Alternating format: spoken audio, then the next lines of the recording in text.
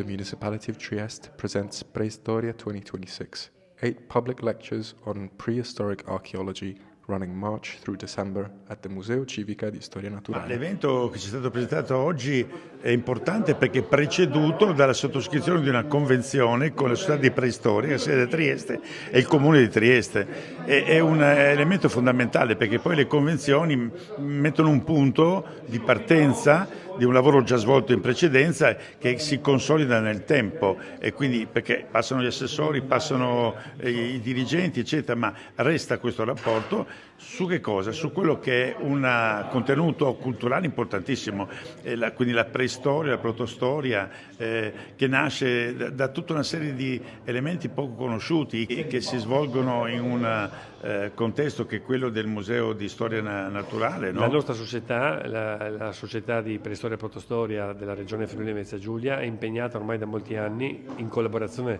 con il comune, nell'organizzazione di 8 conferenze all'anno. Quelle di quest'anno si chiamano Preistoria 2026, dove verranno affrontati da relatori che sono degli archeologi specialisti provenienti dalle regioni vicine. Verranno presentati i temi più importanti e più attuali che riguardano l'archeologia del nostro territorio. Sono quindi occasioni, soprattutto per i curiosi degli aspetti archeologici, preistorici e protostorici, per informarsi sulle tematiche più calde e più attuali riguardanti il nostro territorio.